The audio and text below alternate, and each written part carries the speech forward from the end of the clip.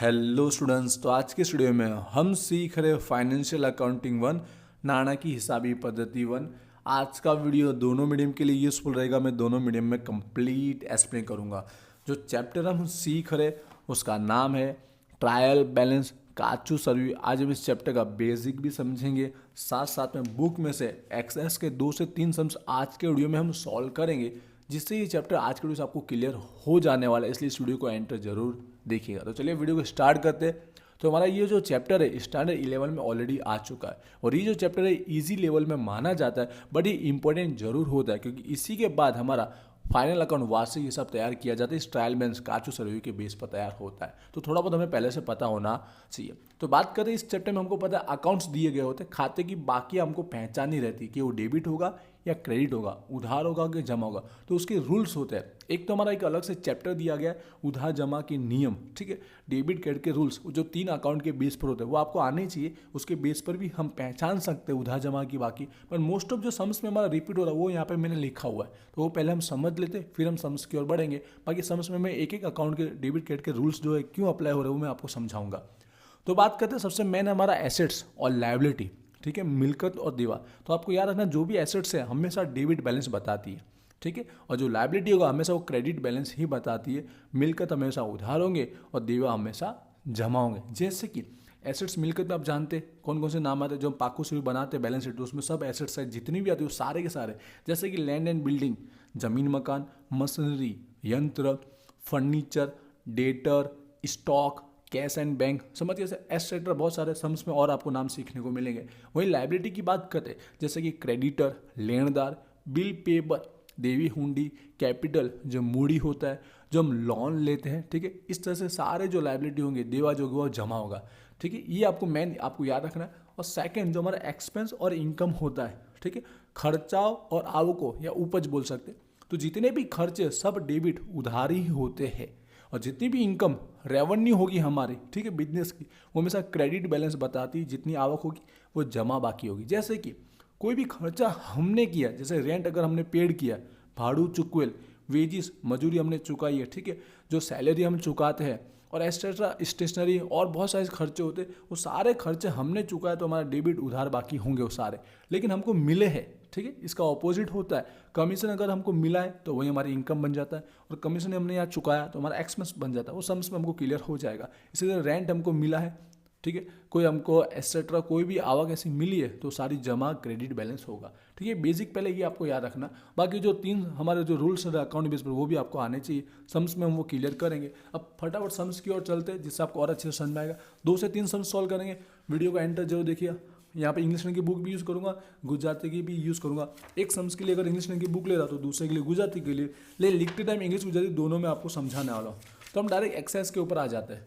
यहाँ पर question number 1 भी करेंगे, क्वेश्चन 2 भी करेंगे और क्वेश्चन 3 भी करेंगे। तो पहले स्टार्ट क्वेश्चन 3 से करते हैं, ठीक है। अब यहाँ पर बात करते हैं, जो हमें सम्स के अंदर देखिए इतने सारे अकाउंट्स की दिए गए, इन सब अकाउंट्स की बाकी बैलेंस के बेस पर हमको ट्रायल बैलेंस, ठीक है, हमारा काचू सर्व्यू तैयार करना है, और हमको फाइनल जो टोटल होता है वो इक्वल लाना होता है। अब अकाउंट 2 तरह से बन सकता है। एक तो इस तरह से आप बना सकते हो, जहाँ पर एक साइड आपका डेबिट उधार बाकी होगा तो दूसरे साइड क्रेडिट जमा बाकी होगा। इसको हम टी बोलते हैं, टी, ठीक है, टी टेबल बोलते हैं। दूसरा एक हमारा होता है ये वर्टिकल, जो हम जैसे सम्स में अगर दिखा दूँ यहाँ पे किसी एग्जांपल में, इस टाइप का बना सकते हो, जिसमें डायरेक्ट एक साइड ही अकाउंट लिखते रहेंगे, अकाउंट के नाम, और साइड में हमारा डेबिट क्रेडिट का बैलेंस हम बताते रहेंगे। बट मुझे ये ज़्यादा सूटेबल लगता है, क्योंकि एक ही पेज में आपका आमने सामने एंट्री आ जाती है। इसमें थोड़ा लॉन्ग हो जाता है, ठीक है, आप करोगे तो आपको पता रहेगा। दोनों में से कोई भी चलेगा, दोनों हमारे परफेक्ट और एक्सेप्टेबल होते, आप कोई भी बना सकते हो। क्लियर हुआ अकाउंट को लेकर। अब सम्स की ओर आते हैं फटाफट। तो हम लोग जो क्वेश्चन पहले सॉल्व कर रहे हैं वो रहेगा हमारा क्वेश्चन नंबर 3 रहेगा। यहाँ पर हेडिंग में देख रहे हो किसकी ट्रायल बैलेंस बना रहे, नाम दिया गया राजेश खन्ना। चलिए स्टार्ट करते हैं, फटाफट करेंगे। पहला दिया गया कैपिटल, मूड़ी दिया गया। तो आपको पता होगा कैपिटल जो होता है वो हमेशा हमारा क्रेडिट बैलेंस हो। कुछ कुछ एंट्री हमको फिक्स याद ही कर लेनी है कि ये जमा ही होगा, उधार ही होगा। वैसे इसके पीछे का हमको बेसिक पता होना चाहिए, क्यों उधार और क्यों जमा है। जैसे बताना चाहूँगा, वीडियो लॉन्ग रहेगा, एंड तक देखिएगा, क्योंकि हर एक के बारे में मैं आपको समझाऊंगा। कैपिटल क्या होता है, ऑनर जो रहता है अपने बिजनेस के अंदर कैपिटल लाता है, लगाता है, मतलब देने वाला होता है, गिवर बोलते हैं उसको, ठीक है। आपको रूल्स पता है 3 अकाउंट के। जो गिवर अकाउंट होता है वो हमेशा क्रेडिट होता है, इसलिए हमेशा ये जमा रहेगा।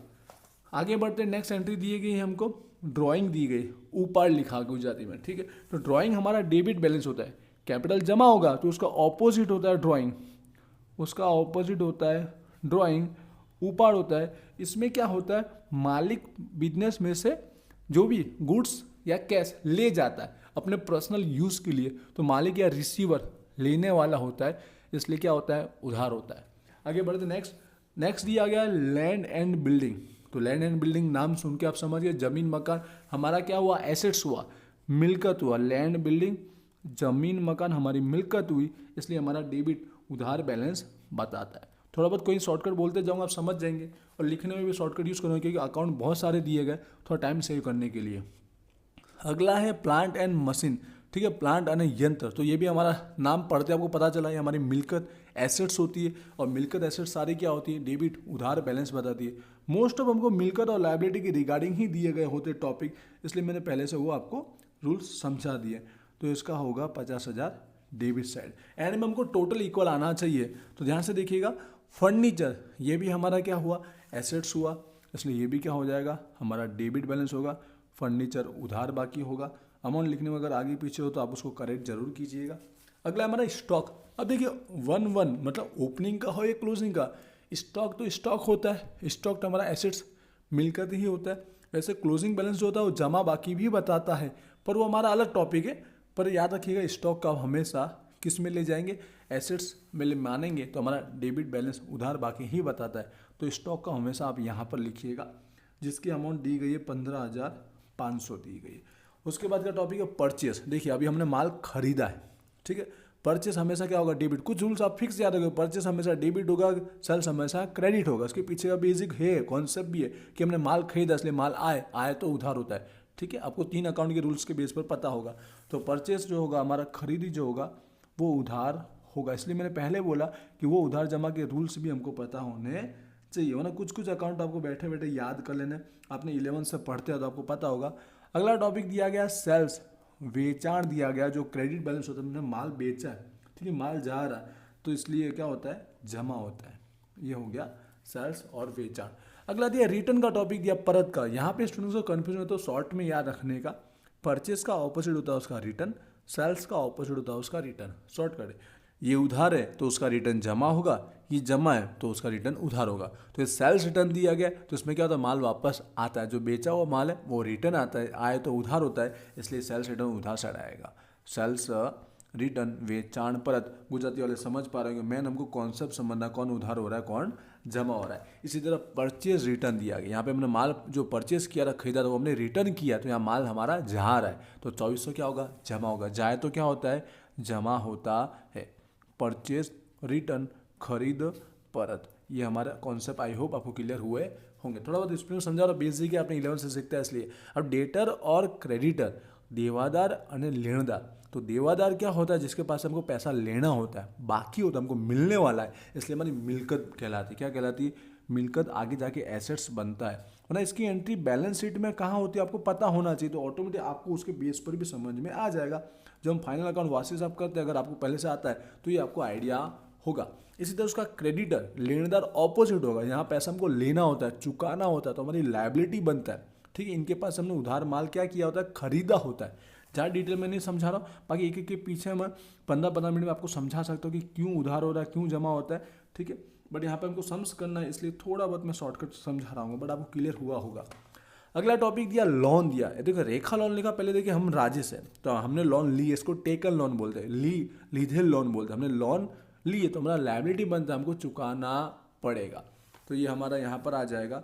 उधार साइड, नाम पूरा नहीं लिख रहा, आप समझ गए, जो हमने लोन लिए, लोन ली है मतलब लायबिलिटी मतलब जमा साइड आएगा।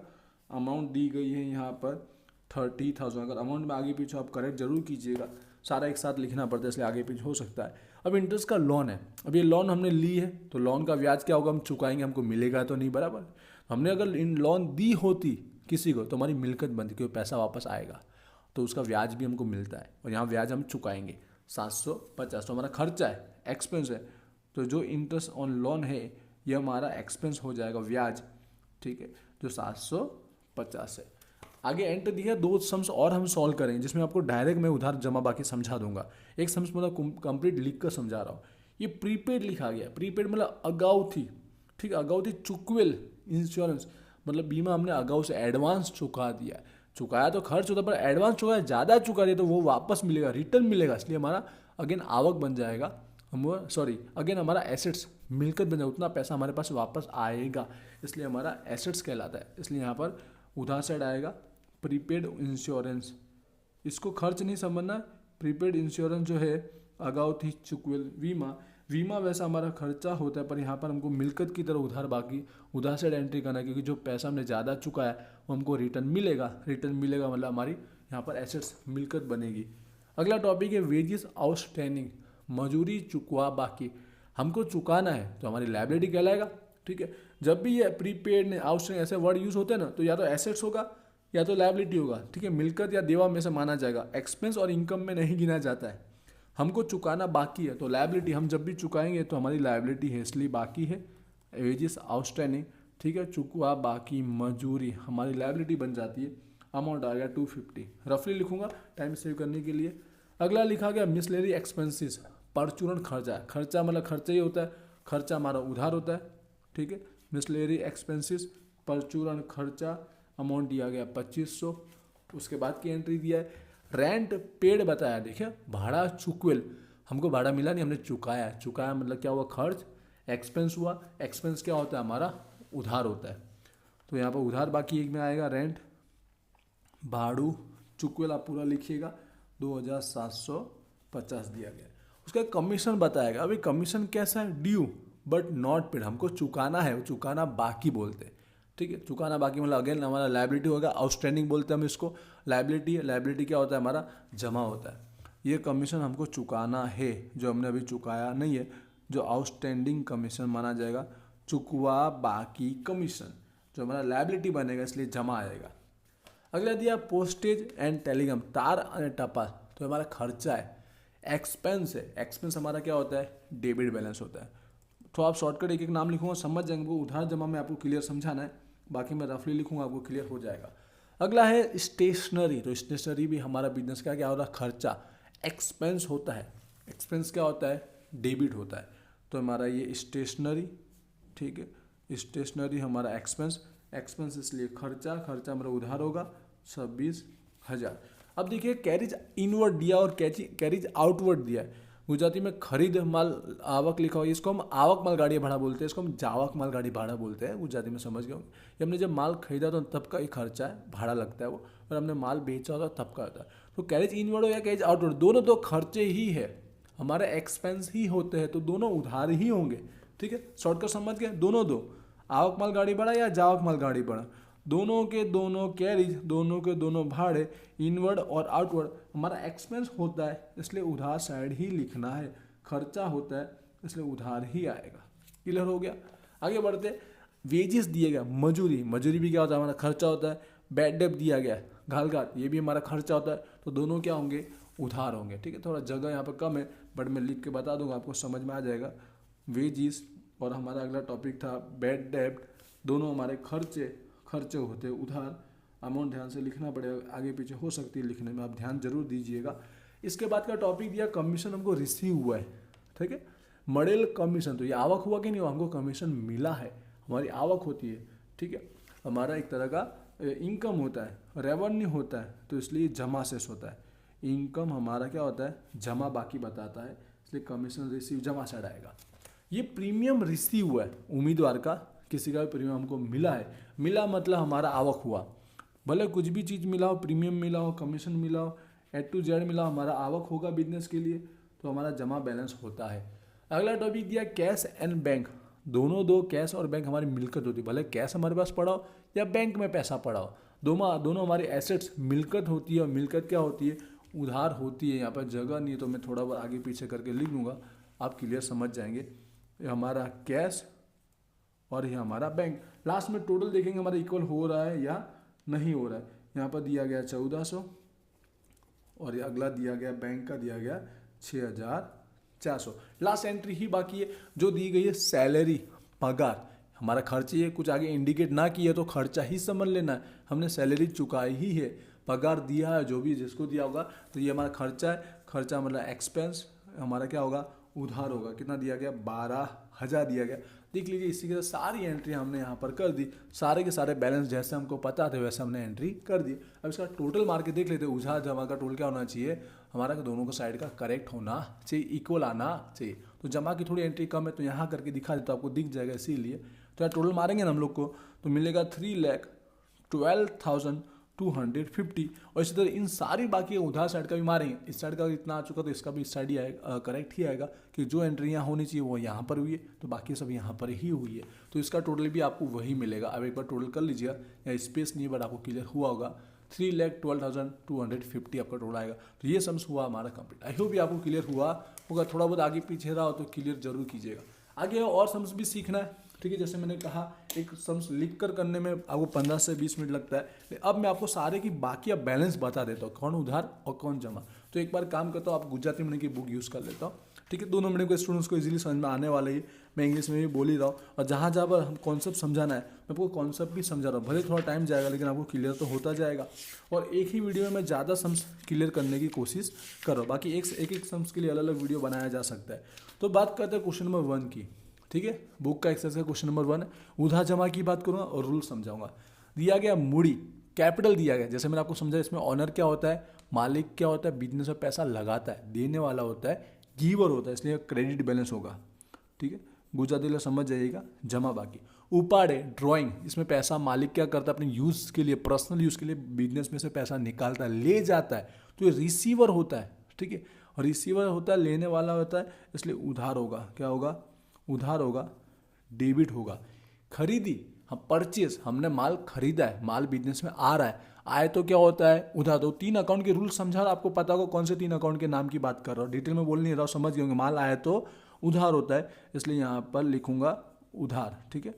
डेबिट बैलेंस लिखूंगा। वेचाण माल परत, सेल्स रिटर्न है, हमने जो माल बेचा था सेल्स है, वो हमारा रिटर्न आ रहा है, मतलब माल आए तो उधार, डेबिट होगा। या खरीद माल परत लिखा है, परचेज रिटर्न, जो हमने खरीदा था वो माल हमने रिटर्न दिया होगा, तो यहाँ माल जा रहा है, ठीक है। आउट गोइंग हो रहा है, इसलिए क्या होगा, जमा होगा। आई होप आपको समझ में आ रहा होगा कहाँ उधार और कहाँ जमा, किस रूल्स के बेस पर बात कर रहा हूँ। वेचाण हमने क्या किया है, सेल्स किया है, गुड्स क्या किया, सेल्स किया, बेचा है, तो माल जा रहा है, इसलिए क्या होगा, जमा। ये चारों अकाउंट जरूर क्लियर कीजिएगा, बेसिक लेवल के 11 से रिपीट हो ही रहे। और अब हमारा मजूरी, भाड़ा बाड़ू दोनों क्या है, खर्चे है, वेजीज और हमारा कैरिज लिखा है खाली, दोनों खर्चे है, तो क्या होगा, उधार होगा, दोनों खर्चे उधार होगा, डेबिट होगा। देवादार, डेप्टर लिखा है, ये क्या होता है, जब हम उधार माल बेचते हैं ना, क्रेडिट सेल्स करते हैं, तो ये देवादार उत्पन्न होता है, जहाँ से हमको इनके पास से पैसा लेना रहेगा। जब पैसा मिलेगा तो हमारा मिलकत एसेट्स बनता है, इसलिए इसको बोलते हैं हम लोग उधार बाकी बोलते हैं। मिलकत क्या होता है, उधार होता है, डेबिट होता है। पगार, पगार हमारा क्या होता है, सैलरी, खर्चा होता है, खर्चा मतलब क्या होगा, उधार होगा। फर्नीचर क्या है, हमारी मिलकत है, एसेट्स है। मकान भी हमारा क्या है, मिलकत है, एसेट्स है, एसेट्स मतलब क्या होगा, उधार बाकी। थोड़ा स्पीड में बोल रहा हूँ, आप समझ में आ रहा होगा। परचूरण खर्च लिखा है, मिसलेरी एक्सपेंसेस, एक्सपेंस मतलब क्या होता है, उधार बाकी होता है। डेबिट बैलेंस, अभी स्टॉक लिखा है, स्टॉक हमारा गुड्स जो भी होगा, वैसे क्लोजिंग गुड्स नहीं लिखा है, शुरुआत का ही लिखा, तो हमेशा रहेगा मिलकर समझ के क्या करना है, इसको उधार कर देना है, डेबिट बैलेंस होगा। रेलवे खर्चा है, बीमा ये भी इंश्योरेंस खर्चा है, खर्चा मतलब क्या होगा, उधार बाकी होगा, डेबिट बैलेंस होगा। कमीशन लेकिन मिला है हमको, मॉडल कमीशन, कमीशन रिसीव लिखा है इंग्लिश में, तो आवक होगा। इनकम है, इनकम मतलब कौन सी बाकी, जमा, क्रेडिट बैलेंस होगा। लेनदार, क्रेडिटर, क्रेडिटर हमारा क्या होता है, लायबिलिटी होता है, इनको पैसा हमको देना पड़ता है, इनके पास हमने उधार माल खरीदा होता है, इसलिए ये लायबिलिटी बनता है, इसलिए इसकी जमा बाकी होगा, क्रेडिट बैलेंस होगा। वट आउट, डिस्काउंट है, ये डिस्काउंट हमको मिला है, रिसीव हुआ है, रिसीव हुआ मतलब आवक हुआ, आवक मतलब क्या होगा, जमा होगा। लेनी हुंडी, बिल रिसीवेबल, ये हमारा देवादार से जुड़ा हुआ है, जब इसके पास से हम लोग माल खरीदते हैं तो साथ में ये करार किया जाता है, तो ये हमेशा उधार ही होगा, ठीक है। बिल रिसीवेबल उधार, डेबिट बैलेंस। देवी हुंडी, ये लेनदार से जुड़ा हुआ है, क्रेडिटर से जुड़ा हुआ है, इनके पास से लेना होता है ना, सॉरी इनको देना होता है, तो इनके साथ का जो ये करार होता है वो जमा होता है साथ साथ में, याद रखें दोनों साथ साथ में ही होता है। जाहिरात और मुसाफरी, एडवर्टाइजमेंट और हमारा ट्रैवलिंग, दोनों खर्चे, खर्चे मतलब क्या होगा, एक्सपेंस मतलब उधार होगा, डेबिट बैलेंस होगा।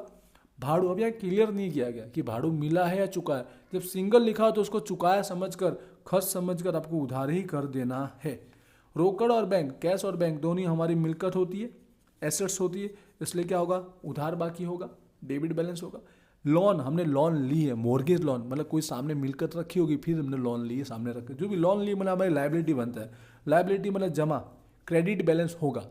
लास्ट में लोन पर का ब्याज, ब्याज हमने चुकाया, लोन ली है तो ब्याज चुकाया होगा, ब्याज मिला थोड़ी है। चुकाया मतलब खर्च है, खर्च मतलब क्या होता है, उधार होता है, एक्सपेंस उधार होता है। अब ये हो गया कंप्लीट सारी की बाकी। आई होप आपको क्लियर हो। अब आप इसको करोगे ना तो यहाँ पे एक एरर आ रहा है। क्या मिस्टेक हो रही है कि सारे का सारा करने के बाद उधार साइड का जो आपको टोटल मिल रहा है, ध्यान से सुनिएगा, उधार साइड का टोटल 1,49,700 उधार साइड का मिलेगा, और जमा साइड का देखोगे ना 1,47,500 मिलेगा।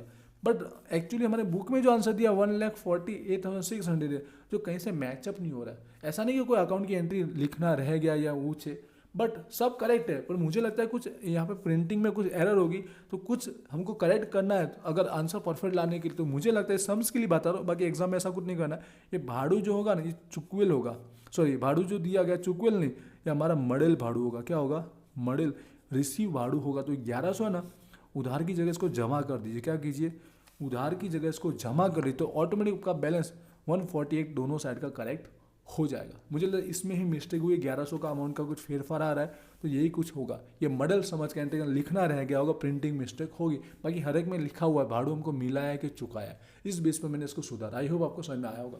अब बाकी बचा एक क्वेश्चन से सेकंड नंबर। अब मुझे लगता है ये इजीली आपको आ जाए, कोई भी ऐसी एंट्री आउटसाइड की नहीं जो आपको समझ में ना आए, तो इजीली मुझे लगता है ये आप कर लोगे सेल्फ। बाकी अगर ना आए और वीडियो अगर यूट्यूब पे आ रहा है तो मुझे कमेंट करके जरूर कीजिए, इसके लिए अलग से वीडियो बना देंगे। बाकी बोलना चाहूँगा प्रैक्टिस करने के लिए क्या करना है, आपको सिंपल से 2 एग्जाम्पल स्टार्टिंग के करने हैं। स्टार्टिंग का जो फर्स्ट और सेकंड जो दिया गया वही 2 एग्जाम्पल आपको करने हैं। इजीली आपका इसमें ये चैप्टर क्लियर हो जाएगा, और इसी लेवल के सम्स एग्जाम में पूछे जाते हैं। आपको थर्ड एग्जाम्पल के टाइप का करने की रिक्वायरमेंट नहीं। आई होप आपको क्लियर हुआ। तो चैप्टर यहाँ पर मुझे लगता है ऑलमोस्ट कंप्लीट हो चुका है। कोई क्वेरी लगती है और यूट्यूब पे वीडियो आ रहा है तो आप मुझे कमेंट करके जरूर बता सकते हो। बाकी बोलना चाहूँगा वीजी स्टूडेंट एप्लीकेशन आप जरूर डाउनलोड कीजिएगा। वहाँ पर आपके सेमेस्टर का कोर्स है जिसमें आप ज्वाइन होंगे तो आपके प्रैक्टिकल सब्जेक्ट की तैयारी बहुत अच्छे से हो जाने वाली है, और एग्जाम टाइम पर कम से कम समय में आपकी तैयारी भी हो जाएगी। इसलिए कोर्स में भी जरूर ज्वाइन होइएगा। मिलते हैं नेक्स्ट वीडियो में। Wish you all the best. Thank you.